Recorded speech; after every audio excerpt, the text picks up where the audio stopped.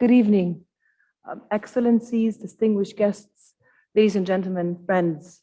It gives me great privilege and pleasure to officially kick off our Maimonides Golden Path, a journey through space, time, and knowledge conference, which is organized by the Drop of Milk Association and its social enterprise, Earth for Arts and Culture, with the support of the United States Embassy in Cairo and the academic leadership of Professor Dr. Yoram Metal, historical consultant of the Jewish community in Cairo. This conference was supposed to be held 2 years ago and was unfortunately delayed because of COVID. So we're especially thrilled that we were able to convene today for the opening session, and also that we are holding the conference academic sessions over the next 2 days virtually on Zoom. To kick off our event, I would like to invite Hiba, who is Magda Haroun's daughter. She's the head of the Jewish community, to give remarks on behalf of Mrs. Haroun, who unfortunately, due to some family circumstances, is not able to join us today. Hiba, thank you.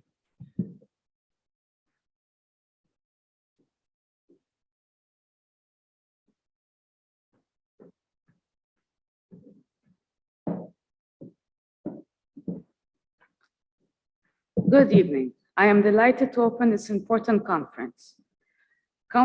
Countless conferences have been held in various parts of the world on Maimonides. Still, nothing more fitting than holding an academic conference in Cairo, where Maimonides lived most of his years, worked, and led the Jewish community. To start, Cairo was a place where Maimonides wrote the critical writings on many fields of knowledge that established his lofty status for generations of Jews and non-Jews in Egypt and countless places in the world. Rabbi Moshe ben Maimud Halachik writing constitutes an indispensable source for religious jurisprudence among various Jewish denominations. His Guide to the Perplexed is considered one of the most important philosophical work to have been written over the past 10 centuries. Maimonides also earned a reputation as a gifted medical doctor, and his book on the annals of medicine was highly acclaimed as well. What is more, he taught Torah to a Beit Midrash, Judaic study hall, that was located in the heart of the Jewish neighborhood in Cairo. The sage was laid to rest on the premises of the eponymous synagogue. In no time, his burial niche became a pilgrimage site for Jews, Muslims, and Christians. Today, I recall the occasion when my mother took me there to seek a cure. Since I took the presidency of the community in Cairo, I tried tirelessly to promote the vision of safeguarding the Egyptian Jewish sites and Judaica items and making them open and available for the general public, especially for the young Egyptian generation. This includes visiting Cairo's synagogue, collecting thousands of books and manuscripts, and making them available for study. Organizing the conference Maimonides from Córdoba to Cairo is one of the projects which we were able to promote in the last white years. Previous and current projects include the historical documentation of Cairo's synagogues, restoration and reuse of these synagogues for cultural and social activity, and interfaith activity for Egyptians from different religious and social backgrounds. It is hard to believe that all this could have been achieved without the significant support of the Egyptian authorities under the leadership of President Abdel Fattah el-Sisi. I am also very appreciative of the many Egyptian citizens interested in preserving the Jewish heritage and coming to the events we hold. Like me, they see the heritage of the Jewish community as an act of Egyptian patriotism. I do not ignore the voices of those who criticize our activity, but the choices of supporters are loopers and allow us to continue our path. The challenge of preserving Jewish heritage in Egypt requires the mobilization of many resources. The Jewish community in Cairo highly appreciates the support of this conference by the US Embassy in Cairo. Ambassador Jonathan Korn and his team save no efforts and energy in assisting us in our mission of safeguarding the Jewish heritage. This includes a grant from the American Research Center, which allowed us to complete comprehensive documentation of Cairo synagogues and restore the last Karaite burial yard in Basatin. The Jewish community in Cairo has sites and Judaica of immense historical importance, and we hope to obtain the support and resources that will enable us to preserve them. Our prime goal is to maintain all these sites, rare Judaica artifacts, books, and manuscripts in Egypt, in the very place and society that created them and which they have been an integral part of many centuries. I welcome the distinguished scholars participating in this 3 days conference. Last but far from least, I would like to wholeheartedly thank my friends and partners who worked tirelessly for this conference to happen. And a special thank you for my daughter who is reading this verse in my stead. Thank you.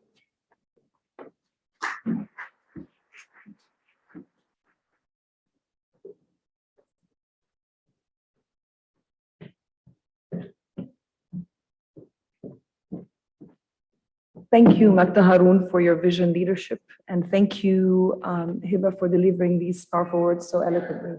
Thank you very much.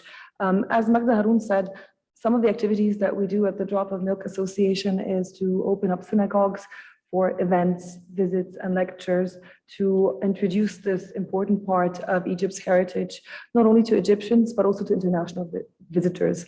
In April of this year, we were infinitely honored to have hosted Her Excellency, the Director General of UNESCO, Audrey Azoulay, at the Adli Synagogue in downtown, where we had the opportunity to speak to her about some of the activities that we do and also showcase some of the restoration efforts that were made both by the Egyptian government and also by the Drop of Milk Association.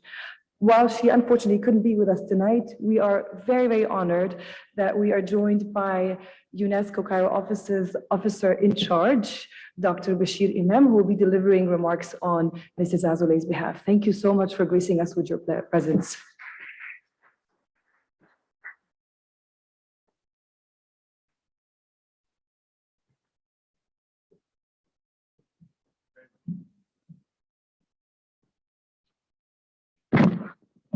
Excellency Jonathan Cohen, Ambassador of the United States to Egypt. Ms. Magda Haroun, whom I wish she was with us, but to understand the situation, President of the Jewish community in Cairo. Excellencies, ladies and gentlemen. It is a great honor to be here with you today to open this international conference on behalf of the Director General of UNESCO, Audrey Azoulay. I would like to thank the Jewish community in Cairo and the Drop of Milk Association for organizing this excellent initiative to pay homage to Moshe ben Maimon. This conference is an opportunity to recall the continuing importance and relevance of the philosophical and cultural thought of Maimonides in our contemporary world. The life of Maimonides, dedicated to philosophy and medicine, embodies timeless values. His commitment to intellectual and interreligious dialogue has not aged a day. Born in Córdoba, he also lived in Fez and Fustat, immersed in the rich cultural and religious diversity in the Mediterranean region. In his search for inner truth, he drew upon the teaching of Greek philosopher and delved into the sciences and learning of Islamic culture. His legacy shows that deep knowledge can only be achieved when we learn from other cultures and take the path of dialogue. Even today, Maimonides' work is a clarion call for each individual to be aware of his and her responsibility in building a better world. This message is especially relevant in the context of COVID-19. The pandemic has shown how humans can find innovative solutions to improve communication and bring together people from different parts of the world. However, it has also exacerbated intolerance and exclusion. With the social and sanitary crisis, doctrines based on prejudice and rejection have gained ground. We see hate speech, online and offline, nurturing racist attitudes and stereotyping religions and cultures, affirming that different communities cannot live together or share common values. More than ever, the wisdom of individuals like Maimonides is an inspiration to restore strength and substance to culture of tolerance and mutual understanding. Ladies and gentlemen, Maimonides' life and work resonate with UNESCO's commitment to these same fundamental values. The main goal of UNESCO since its creation has been to nurture a culture of peace in human minds through education, culture, the sciences, communication, and information. This is why UNESCO is spearheading the United Nations International Decade for Rapprochement of Culture from 2013 to 2022. Our action starts at the earliest age by empowering young people with the skills and knowledge they need to live together, to understand their own culture and history, and to learn about the history of others in order to prevent ignorance, hatred, and all forms of racism. I recall these words of Maimonides. All the great evils which men cause to each other because of certain intentions, desires, opinions, or religious principles originate in ignorance, which is the absence of wisdom. Education, sciences, and culture remain key drivers if we want to tackle the challenges we face today. And I want to talk about two ways UNESCO leverages these drivers in our work around the world. Firstly, a fundamental part of our work is to advance the understanding of history and to foster sharing of knowledge. In particular, our global programs on Holocaust education aims to prevent violence and combat anti-Semitism, online and offline. Recently, we launched the Think Before Sharing campaign with Twitter, the European Commission, and the World Jewish Congress to give internet users the tools to identify, debunk, and flag anti-Semitic content and conspiracy theories on the web. Offline, we published a policy guide and framework curricula for teachers and school principals and trained over 100 policymakers and education specialists to address anti-Semitism. Because a better understanding of history helps heal suffering from the past and reconcile people with their memories. Secondly, UNESCO works to prevent racism and discrimination. We cannot speak of sustainable peace when these scourges prevent individuals from enjoying the basic human rights. Our role is to identify and fight any form of hate speech, racism, and discrimination, but also to showcase positive examples and positive experiences. This is the aim of the roadmap that UNESCO is preparing following the global call against racism and discrimination, an initiative launched by our member states that resulted in a global forum attended by world leaders and experts last March.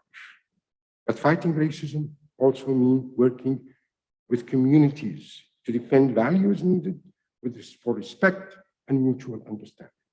This is why we launched our flagship initiative to revive the spirit of Mosul, which aims to rebuild the shared heritage and educational fabric of this Iraq city at the crossroad of so many different civilizations.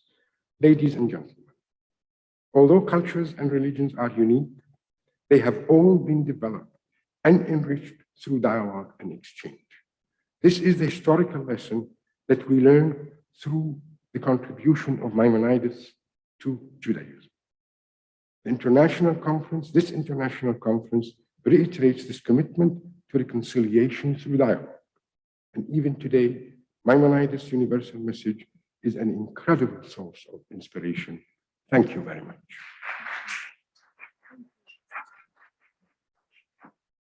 Thank you, Dr. Bashir Imam, for conveying this powerful message on behalf of Director General Audrey Azoulay. Your support and your presence has honored us today, and it's nice to see that we're so aligned in our visions and our mission, because some of the work that we do at the Drop of Milk Association aims to fundamentally foster tolerance and understanding and combat anti-Semitism through exposing, Egyptians and international audiences to our synagogues and holding events. And we most certainly look forward to strengthening our relationship and cooperation with UNESCO. As I said earlier, this conference was made possible by the generous support of the Embassy of the United States in Cairo. This is not the first time we've received this support. In January of 2020, we were absolutely proud and delighted to have been awarded the Ambassador's Fund for Cultural Preservation by the State Department, which enabled the Drop of Milk Association to work on restoring the beautiful Karaite historical Jewish cemetery in Besatin.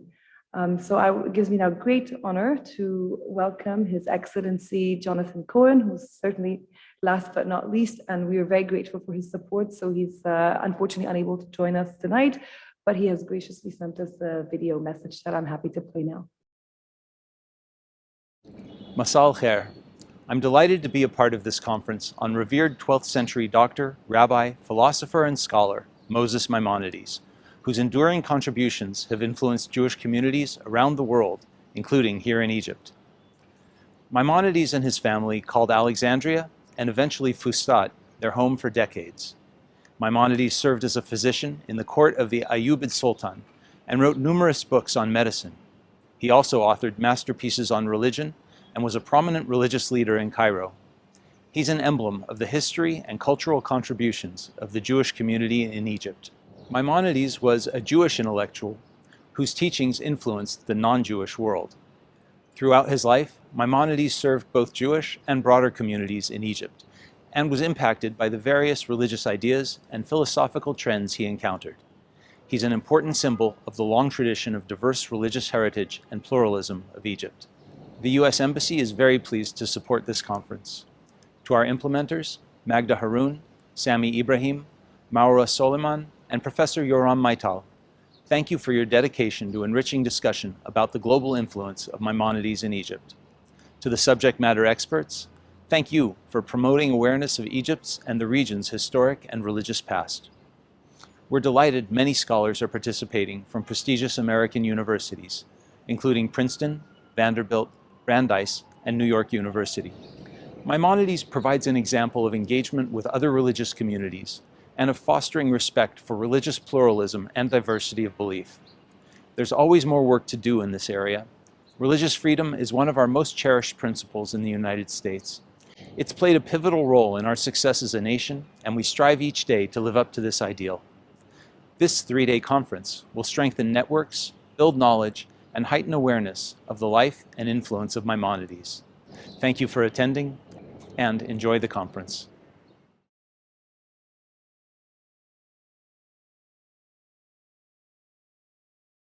The Minister Counselor for Public Affairs at the U.S. Embassy, Lauren Lovelace, thank you so much for joining us and for the support that you and your team have given this conference.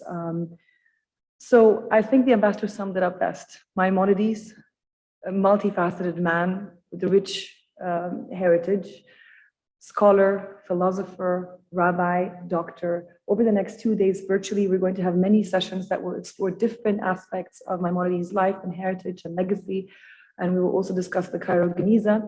If you haven't already registered for the conference, please do follow our Facebook page, where you can find information on how to register and attend the sessions on Zoom.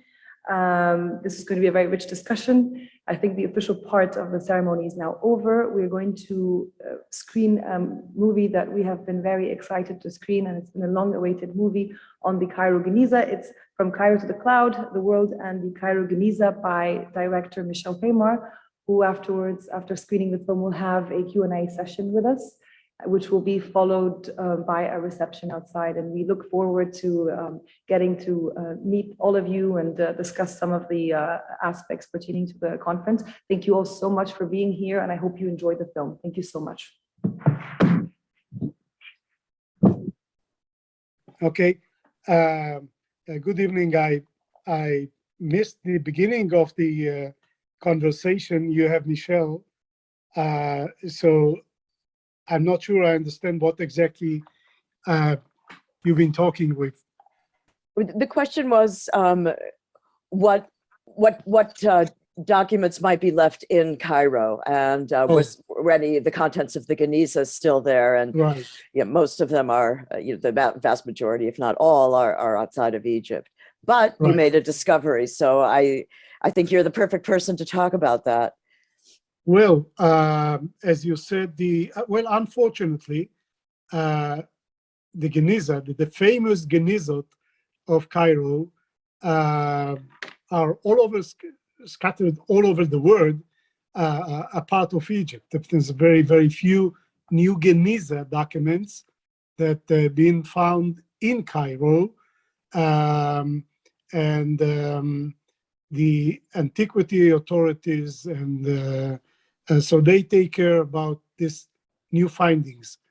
According to my understanding, those documents are mainly of the late 19th century, beginning of, or the first half of the 20th century. So this is nothing to compare with the famous Cairo Genizot that you documented so beautifully in your film.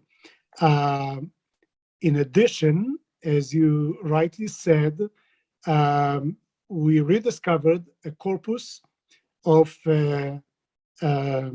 medieval biblical texts, mainly Hebrew biblical manuscripts. The most, I would say, impressive among them is the Ben Anan manuscript. Was written in the year 1028. So it's about 1,000 years old biblical text in a beautiful, magnificent 569, if I'm not wrong, parchments. This is mind-blowing. It's like 560 parchment written in square, beautiful Hebrew letters. We do not have anything like that. And we were so happy that the Jewish community in Cairo holding this treasure now. And this is one manuscript out of about 24 manuscripts in this corpus. So we deal here, Michelle, with, I would estimate, many hundreds of pages in addition to this rare manuscripts. My gut feeling is that there is good chance to find more Genizot in Egypt in general.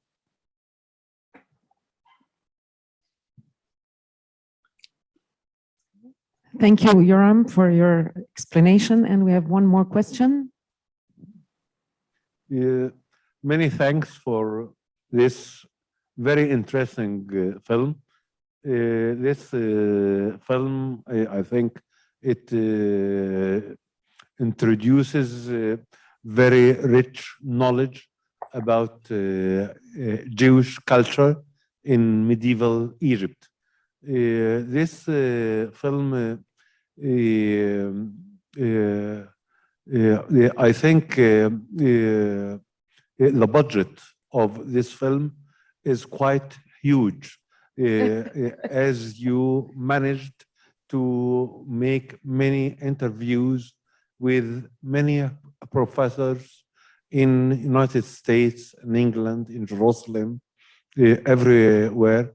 So I'm just wondering about how did you raise such a fund to produce such interesting film for us? Many thanks.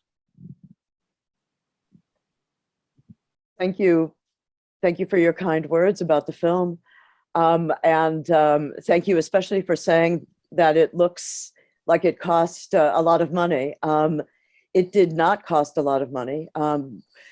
I actually, because I also am a camera woman, I did everything myself: the research, the producing, the directing, the initial editing, and I raised money from family and friends, and I got a few small grants.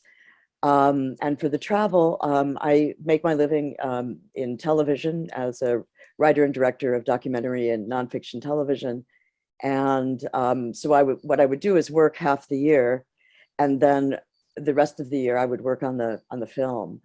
And that's one of the many reasons why it took as long as it did, about 7 years. I finally was able to raise enough money to hire a wonderful editor, Eddie Okmonic. And we were finally at that point able to put everything together. And that's it. I mean, with technology, there's so much that you can do, just an individual. So I'm grateful for that. Thank you again for the compliment. I did want to share also that the film is going to be, I just learned that it's going to be broadcast nationally in the United States on PBS. And thank you. And yesterday I spoke with Le Musée du Monde Arabe in Paris, and they're doing a magnificent, very comprehensive exhibit that will open in November about Jews in the Arab world. And there's going to be an entire room devoted to the Geniza, the Cairo Geniza, using fragments that are part of a collection that exists in Paris. And in this room, it's going to be a whole audio-visual experience, and clips from the film that explain what the Geniza is and set it all in context will be playing throughout that room. So I'm very excited that this remarkable period of Jewish and Egyptian history is that word's getting out, how rich and remarkable this period really was. Thank you very much. And this film should be really shown many more times. And we have still a few more questions from Iman. Hello, I'm Iman Masood. I'm a guide, and I like to put the Jewish heritage in tourism. Thank you so much for the movie. I want to know what you can do with this movie to the community. You make it for who they study heritage. So it's so interesting, the storytelling of every Janus paper. It doesn't matter it's here or outside Egypt. It's matter how I make the community in link with this. How the young generation can watch this. Do they gonna Googling and watch on internet, or we will help them to see that movie, even if it's one night in each synagogue. Even when we make a storytelling for kids through this wonderful graphic and movie. As I heard, is not costing. So if we make a night in a wonderful synagogue of Ben Ezra, and the walls talking to you through the movie, and everyone invited and no tickets, so everyone will enter and hear that we have people share the life with us one day, and they had a story, and it was behind the wall. So if we say the Janus, let's reveal it. So this movie is a documentary, so it can be used to be a beautiful movie for kids and a beautiful movie for community, and a great advice for a patient need and some kind of prescription. And I think it can make a great move on link between the Cairo synagogues and the community and a paper outside Egypt. saying a story from the clouds to down here. I just want to show my appreciations for your effort, and I wish that it can move forward to do something in the community here. Thank you. Thank you. We have one more question. Thank you very much for the interesting film. I just wanted to ask, are there any Geniza documents in the rest of the Middle East? And is the Geniza document something specific to Egypt? As a kid in Egypt, I remember, as a pupil in Egypt, I remember some of my colleagues in schools actually taking care not to destroy words that has got the name of Allah. So I think actually, I don't know, I'm not an expert at all. I think this is probably a unique Egyptian issue rather than anything else. Thank you. The idea of Geniza is universal in Judaism. It's practiced throughout the world and in different ways. Jews in Iraq would place documents in the river, for example. Others would put them into, would bury them. So it's not a tradition that is specific to Egypt. As you saw in the film in New York, where I was filming the Geniza burial, this was a Reform synagogue, and which is the most liberal of the various religious organizations, and that they also practice Geniza. In fact, in a lot of Jewish cemeteries, there'll be a bin where if you have an old prayer book or whatever, you can just put it in there, so you don't desecrate it. And I also learned that this is a very common Muslim practice. There's the same admonition about destroying documents that contain the word of God in any kind of reference. So it is quite possibly certainly a regional practice. And in the Jewish case, it became universal as the Jews were dispersed around the world. They carried that tradition with them. I hope I answered your question. Yes, we have still one more question here. Hello, good evening. I would like first to congratulate you for this wonderful work. It is well directed. And I studied Hebrew and its literature, and I am amazed about how other people are managing to show this to the whole world. And I have like this question, is there are other works from different parts of the world, like in Morocco or any other parts, like in the Far East, like in Persia or India, that proves the history of the Jews and how we can show it to the other people around the world? And if there are, how can we show it and how can we search about it? Because I'm interested in such topics. Another question that I have is how we can assure or make sure that some stories or some chapters from the Jewish history are true or proven to be true according to today's measures, especially if we are speaking about Joshua ben Sirah or other books that some people will doubt these books because it is not written in the Torah, so or the Tanakh in general. So how can we say it for sure? That's all what I have to say, and thank you again. I think as far as I know, the Ben Sirah and the authenticity of the Ben Sirah is beyond any dispute. And there are, I don't know a great deal about them, but there are Genizot that have been discovered in other areas. There is a very, very large one, I understand, in, I think it's called Cairo in Tunisia.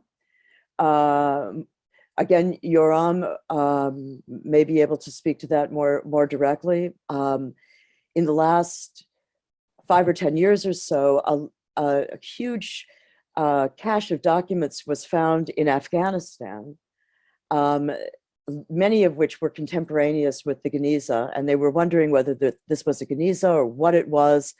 I think that the scholarship now is thinking that it might have been a family archive, and where it was discovered in Afghanistan was along the Silk Road, so it would make sense that there was a Jewish community there. There are these discoveries that continue to be made. Yoram's amazing discovery of priceless heritage. So I agree. I think that they're out there, and there are other caches of documents that have been revealed, and there's a tremendous amount of work to do. And one of my dreams with the film was to interest more scholars in the Arab world to investigate the Geniza and the Cairo Geniza documents. First of all, after you learn the Hebrew alphabet, which takes a few weeks, it's reading Arabic because it's Arabic transliterated into Hebrew characters. So there is such a wealth of knowledge that Arab scholars and native speakers of Arabic can bring to Geniza scholarship. And I'm really hoping that the film helps inspire the new generation to take this up. I know we're going to be hearing from Mohammed Hawari, who is at Ain Shams. He is going to be speaking at the conference, and he is one of the few who is really mining this wealth of information of our shared Egyptian and Jewish history. So I'm glad you're learning Hebrew. We have one more question from Sami. Michel, it's always pleasure to meet you. I remember the first time we met, it was in Ben Ezra itself, and you were desperate to take shots there. And I remember how you get the crane introduced in Ben Ezra. And I see the nice result that I achieve. I'm always wondering what will be next, your next project. What do you have in mind? What will come in the same level of the Geniza?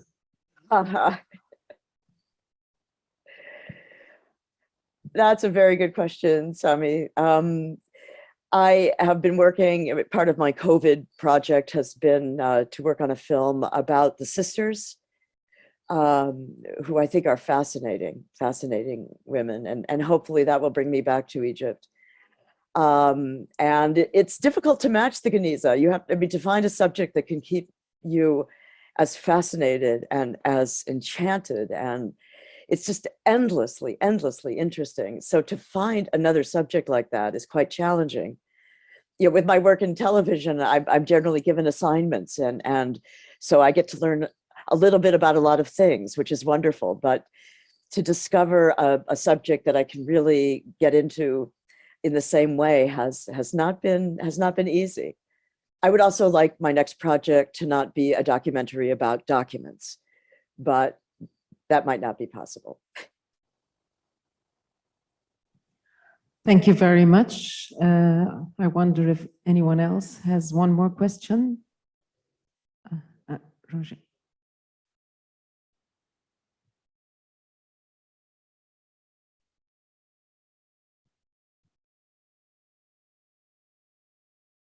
Thank you. I want to thank you for a wonderful movie. I think you've done an excellent job on a subject that is fascinating, but rather narrow in its appeal.